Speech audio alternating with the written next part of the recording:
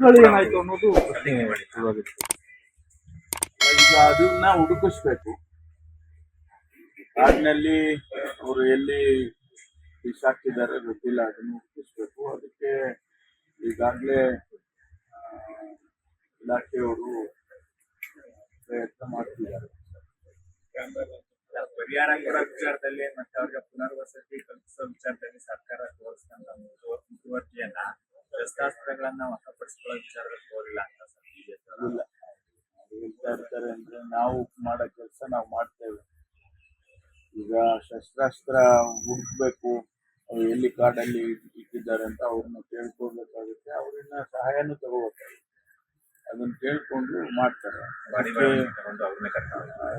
ಅದಕ್ಕೆಲ್ಲ ಪ್ರೊಸೀಜರ್ಸ್ ಇದೆ, ಅದನ್ನ ಮಾಡ್ತಾರೆ. ಬಿಜೆಪಿ ಅವ್ರಿಗೆ ಏನ್ ಗೊತ್ತಿಲ್ಲ, ಅವರು ಕೂಡ ಸರ್ಕಾರ ನಡೆಸಿದ್ರಲ್ಲ, ಅವ್ರಿಗೂ ಗೊತ್ತಿದೆ. ಅಲ್ಲಿ ಅವ್ರಿಗೂ ಪೊಲೀಸ್ ಇಲಾಖೆ ಅವಾಗೇನು ಬೇರೆ ಇಲಾಖೆ ಆಗಿರ್ಲಿಲ್ಲ, ಅವ್ರಿಗೂ ಇದೇ ಪೊಲೀಸ್ ಇಲಾಖೆ ಇದ್ದಿದ್ದಲ್ಲ. ಇಷ್ಟೇ ನಕ್ಸಲ್ರು ಸರ್ ಇನ್ನೂ ಇದಾರ ಕಾಡಲ್ಲಿ ಇಲ್ಲ, ಅವರು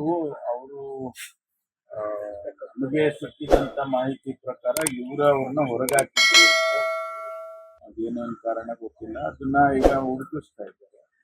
ಅವರು ಅದೇ ಭಾಗದಲ್ಲಿ ಮಂಗಳೂರು ಆ ಏರಿಯಾದಲ್ಲೇ ಇದ್ದಾರೆ ಅಂತ ಏನೋ ಮಾಹಿತಿ ಇದೆ.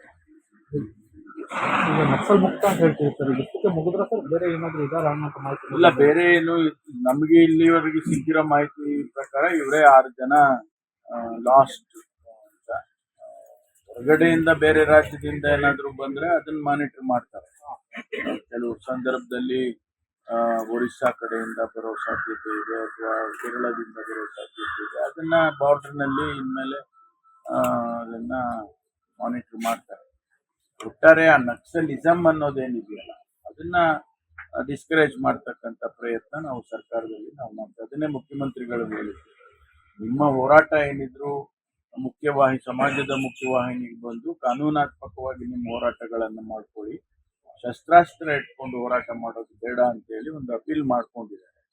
ಅದನ್ನ ಬೇರೆ ಇನ್ಯಾರೂ ಕೂಡ ಇಲ್ಲಿ ನಮ್ಮಲ್ಲಿ ಆ ರೀತಿ ನಮಗಿರೋ ಮಾಹಿತಿ ಈಗ ಸದ್ಯದ ಪರಿಸ್ಥಿತಿಯಲ್ಲಿ ಯಾರೂ ಇಲ್ಲ.